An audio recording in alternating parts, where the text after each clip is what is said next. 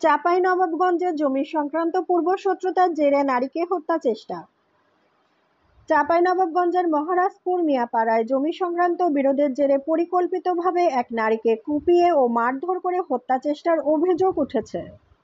এতে গুরুতর আহত হয়ে হাসপাতালে ভর্তি রয়েছেন সদর উপজেলার মহারাজপুর ইউনিয়নের মিয়াপাড়া গ্রামের মোহাম্মদ শামসুদ্দিনের স্ত্রী রাজিয়া সুলতানা।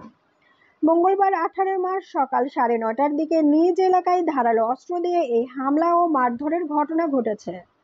স্থানীয় বাসিন্দা, প্রত্যক্ষদর্শী, হামলায় আহত ও স্বজন সূত্রে জানা যায়, আহত রাজিয়া সুলতানার স্বামীর পরিবার দীর্ঘদিন যাবৎ জমি কিনলেও তা দখলে রেখেছেন পূর্বের মালিকদের উত্তরসূরিরা। এ নিয়ে কয়েক দশক ধরে বিরোধ চলে আসছে। এরই জের ধরে মঙ্গলবার সকালে রাজিয়া সুলতানাকে ধারালো অস্ত্র, লাঠিসোঁটা দিয়ে এলোপাতাড়ি মারধর ও কুপিয়ে জখম করে প্রতিপক্ষরা। পরে স্থানীয় বাসিন্দা ও স্বজনরা তাকে গুরুতর আহত অবস্থায় উদ্ধার করে 250 শয্যা বিশিষ্ট চাঁপাইনবাবগঞ্জ জেলা হাসপাতালে ভর্তি করে।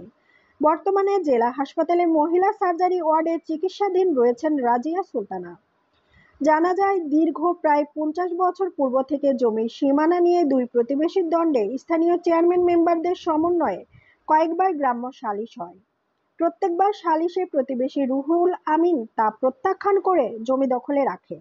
এ নিয়ে থানায় ও সেনাবাহিনীর কাছে দফায় দফায় অভিযোগ দেয় রুহুল আমিন, কিন্তু প্রত্যেকবারই সালিশ না মেনে জমি দখল করে রাখেন তিনি।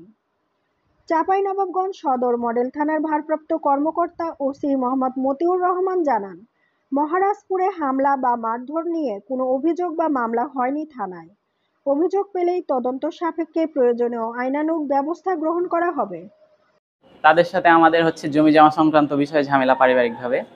এখন আজকে সকালে বাইরে বের হয়েছে আমার মামি, দুই মামি বাইরে বের হওয়ার পরে তারা হঠাৎ করে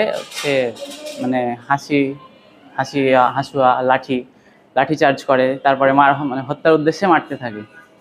তারপরে সেখানে লোকজন মেডিকেলে নিয়ে আসে, চিকিৎসা গ্রহণ করে। আমরা চাচ্ছি যে আমাদের জমি আজকে যে মেরেছে এটার বিচার চাই, আর আমাদের জমি আমাদেরকে বুঝিয়ে দিতে হবে। জমি আমরা কিনে নিয়েছিলাম, ক্রয়সূত্রদের থেকে জমি কিনে নিয়েছিলাম, এখন তারা আমাকে জমি দিচ্ছে না, দখল দিচ্ছে না, জোরপূর্বক তারা দখল করে খাচ্ছে। এটা নিয়ে মীমাংসায় বসলে তারা মীমাংসায় হয় না। এটা নিয়ে অনেকবার কোর্ট, তারপরে সেনাবাহিনী, প্রশাসন, পুলিশ প্রশাসন সবকিছু নিয়ে বসা হয়েছে, তারা এটা নিয়ে বসতে চায়নি।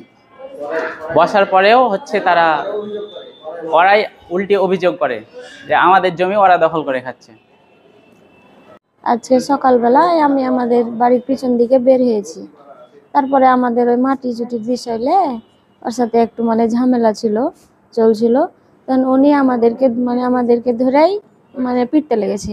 উনি, ওনার 3-4 মেয়ে, ওনার 2 জামাই, উনি, ওনার স্ত্রী, সবাই মিলে আমাকে ধরে পিটতে লেগেছে। আমাদের তো কেউ ছিল না, আমাদের তো কেউ নাই, আমরা তো বাড়িতে একাই থাকি। আমরা 2 জামাই, আমার ওই যাকেও পিটেছে, আমাকেও পিটেছে, আমার মাথা ফাটিয়ে দিয়েছে, শরীরে অনেকগুলো মেরেছে। রুহুল আমিন, ওনার মেয়ে, ওনার জামাইয়ের বোন, আপনার হাঁসা আছে, আপনার শাবল আছে, লাঠি আছে, মোটা মোটা বাঁশ আছে, সবকিছু দিয়ে মেটেছে, ইট। আমরা 2 বাইরে বের হয়েছি, আর ওরা এসে আমাদেরকে মেরেছে। এই যে আমাদের ছাল উঠে দিয়েছে, এগুলা, এই যে আঙুলে মেরেছে, পিঠে মেরেছে।